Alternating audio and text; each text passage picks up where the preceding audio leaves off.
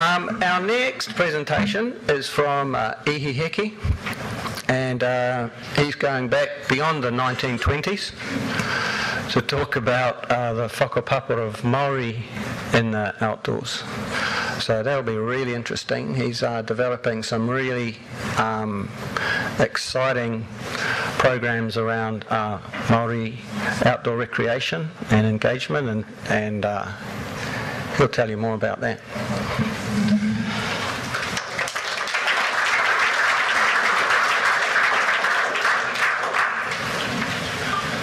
We sort of...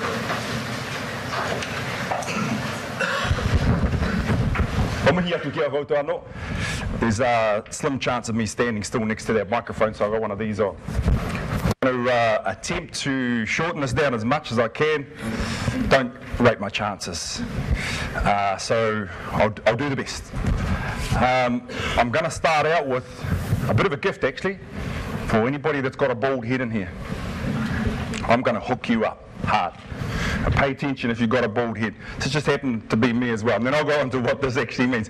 Now this story here, whakapapa, I'm going to go through a lot of whakapapa stories today, but at the separation of rangi and papa, whiro was one of the other Atua, sixth born in a line of what we now know as 73 different Atua that connect with specific environments. Anyway, number 6 here, whiro, he was the Atua of evil and death and disease. There were 2 other brothers left at this separation, Peke Tua and Rangahua. And whiro said to these 2 brothers, if you leave, I'm going to grab you and scalp you. I'm going to cut your hair off and the skin and use it for an ornament for my belt. These 2 younger brothers laughed at him and said, yeah, whatever, catch us if you can, and took off. And he caught one of them, he caught Rangahua, scalped him, and that is the origin of bald-headed people for all Māori.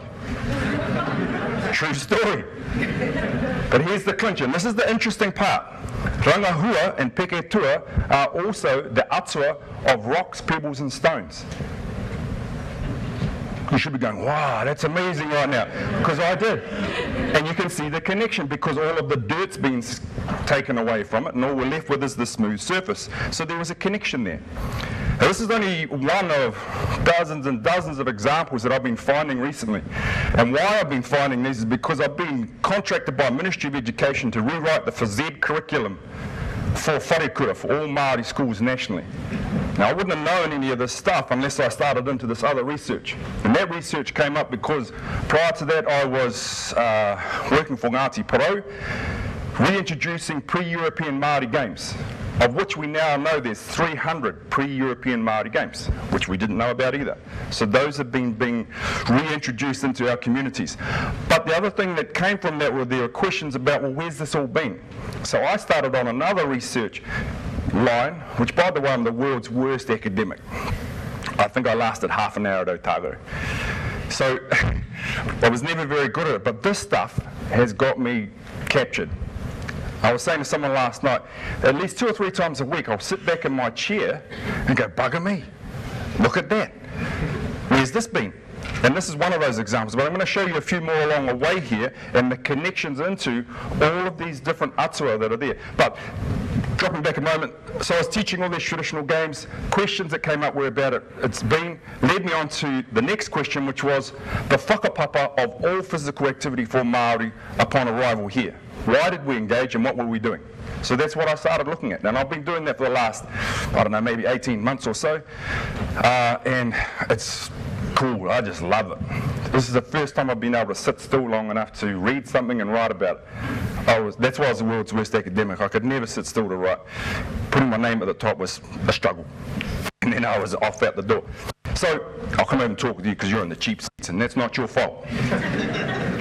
So I'll get you fellas over there too. I know you feel stink at the moment. So rolling along and looking at what they wanted for wharekura meant that I had to find out where we've been, what we've been doing.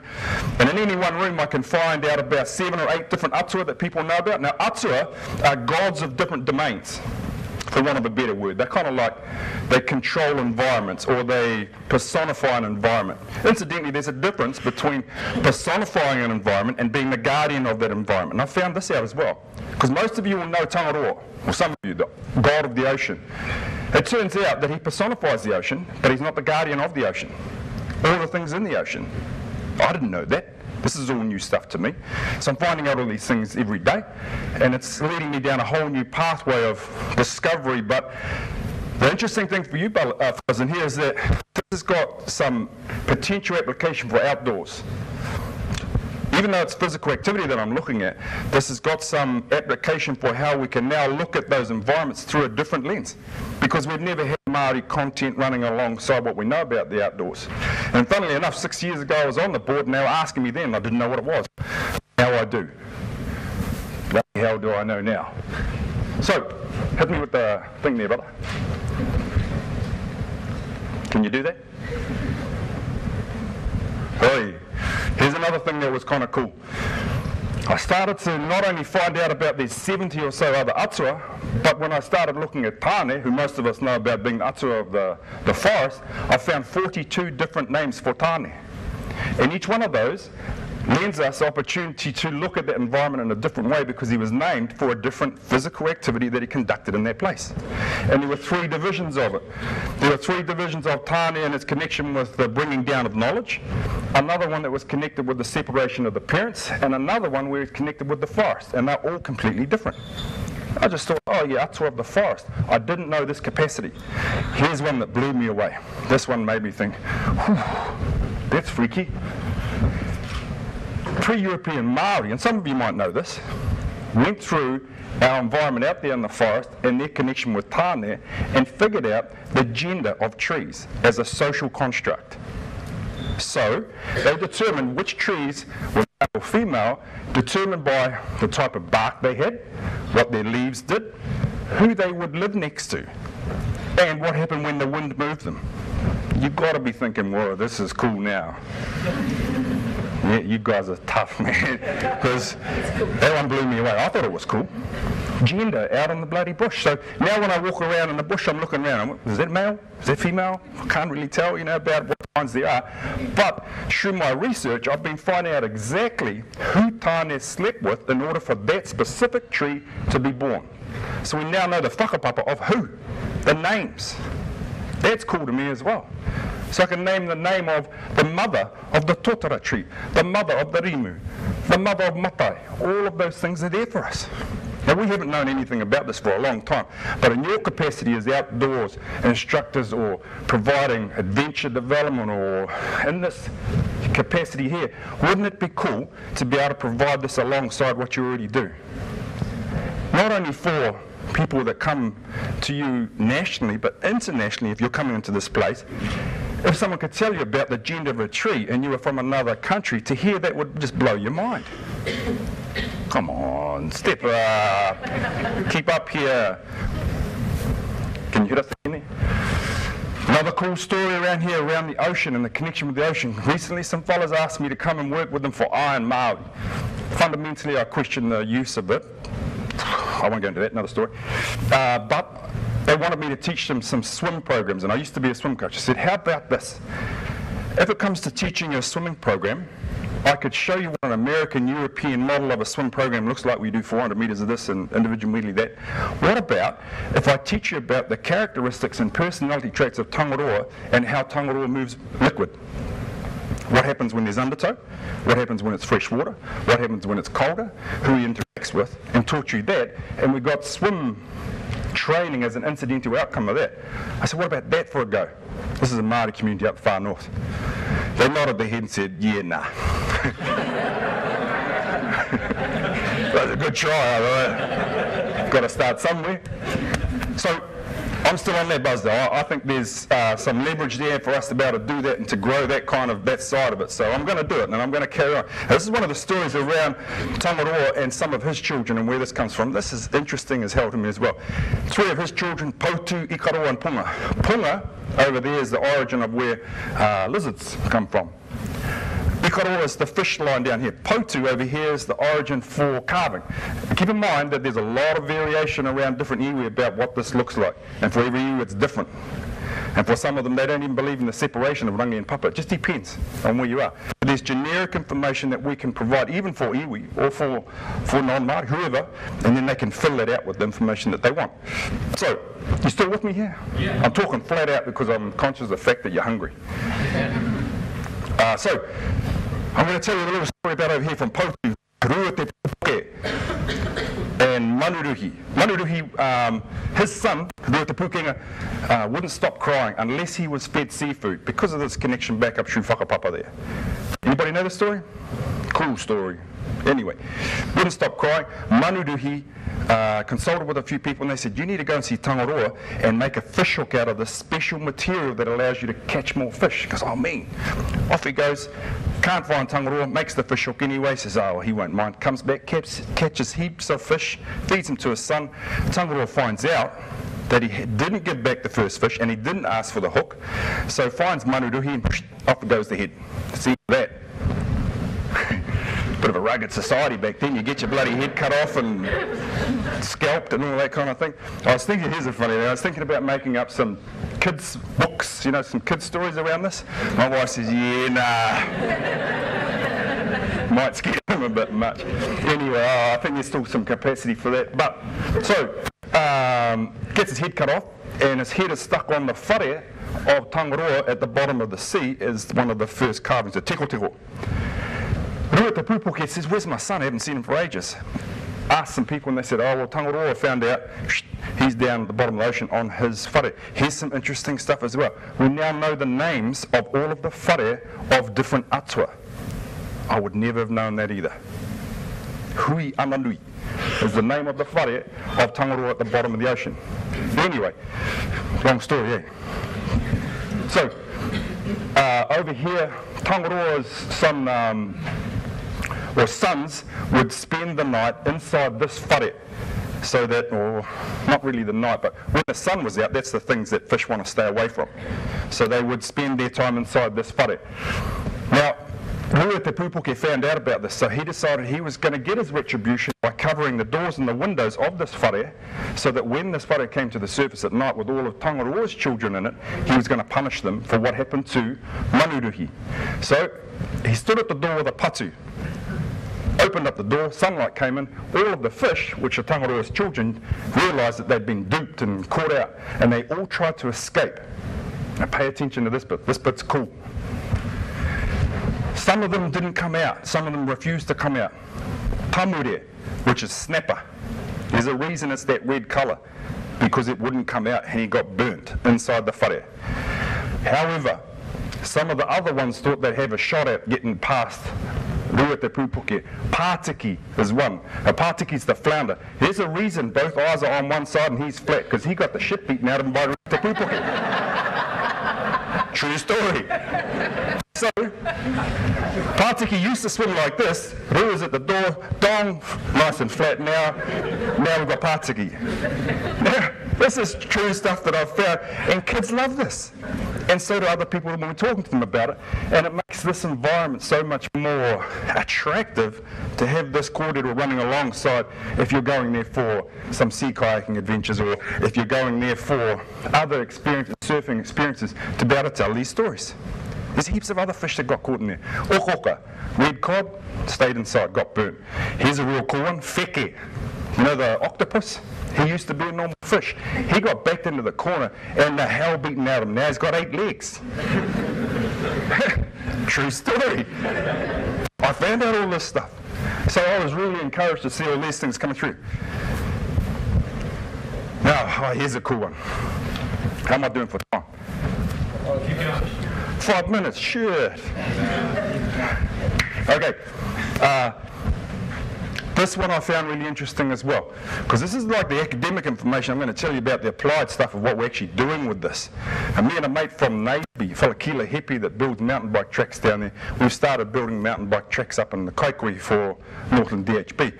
But one of the things that came out of that was they wanted professional development, so they sent 20 people to me to say, how about some professional development for our Māori health workers? I said, yeah, sweet, send them over. So I went to Rotorua and I waited for them to turn up. He said, what are we doing? I said, oh, I came up with this cool idea last night. There's a 24-hour mountain bike race on tomorrow. We're going to do that. And I should have seen some lips drop then. Not very happy about it. None of them had ever been on a mountain bike in their lives. One of them turned up and he just had a heart transplant about 4 months earlier. And I said, well, that's bloody lucky you didn't bring the dicky one with you, eh? You might not have made it. So, and we also had the oldest woman competitor with us as well. She was 64, I think. She was unbelievable. When it got too tough, she got off and ran next to a mountain bike. Anyway, I had no interest in the mountain biking, not that much in the physical activity or the health. I was there for whakapapa. I wanted to teach them about Haumia Tikitige, who's the atua of uncultivated food out in the bush. And I said, we can use this medium of this race because of the safety construct around it to get you through it, but this is who we're going to visit.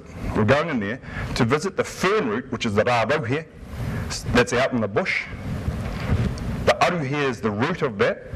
The monehu are the spores that come off the fern root. And down the bottom, we have a variety of insects that come from this whakapapa line. Now, the hurikeke is one of the ones that I wanted to talk to you a little bit about, because that was the one that was interesting to me about this health group that I was talking to. Now, who's got a $50 bill? We'll get back in a second, honestly, kind of. Have a look, have a quick look. We're working the outdoors, mate. Yeah, good point. I've just been up north too. Nice. This was cool. Not for the monetary value of it, but because of who's on it. Ihirangi Heke. Now, why this was interesting to me, and this is just another example of whakapapa. I'll be back with this in a second. Anyway, so why this is cool with Ihirangi Heke on here is his last name means snail. Now, the hurikeke is the snail that lives in the flax bush. Now, his last name used to be Kaingata, prior to ngata, and before that it was karuwai. Now, the reason they were called ngata is because they ate a lot of these. And they ate a lot of these because of asthma. So this was a Maori traditional way of taking care of asthma, was to eat snails, or the hinu of the snail juice. So I was at an asthma conference the other day and I said, here's your bloody answer right here. Ihirangi Heke, his last name. That's the lead-in to why whakapapa is so important to us, because it gives us so many answers to the things that are affecting us. So that was kind of a health-connected one, and the answer was right there.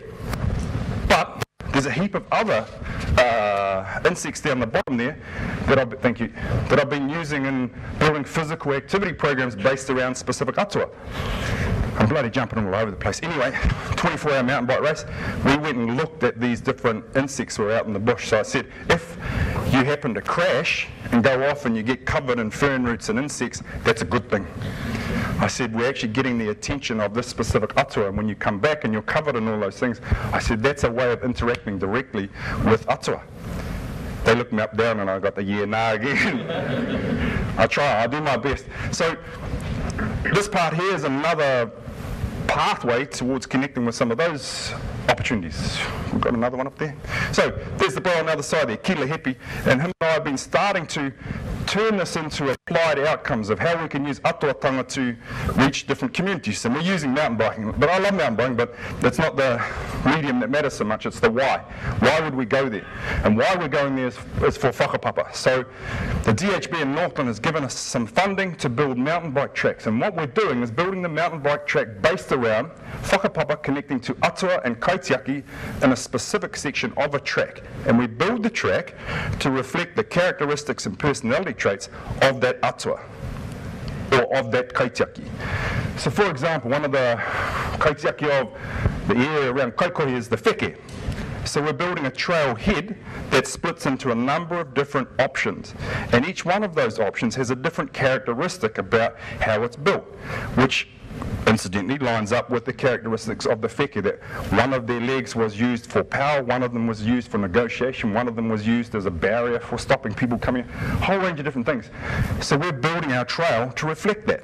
So what we get is health and physical activity as incidental outcomes of whakapapa. And we're using mountain biking to connect with that. So it's a medium of transport to get there. You with me? Nod your bloody heads and I'll know I'm talking all right.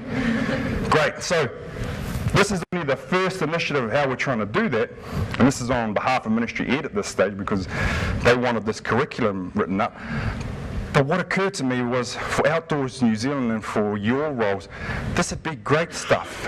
And what happened was, I went and saw a couple of ministers and talked to them about it, and Doc said, well, gee, this would be great to have all of this pre-European Māori information lined up with all of our pre-existing sites and tracks and lakes that we've got.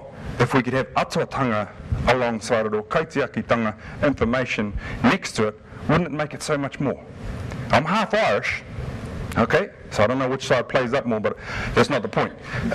What I'm getting at there is, this isn't a solely Māori journey that I'm on.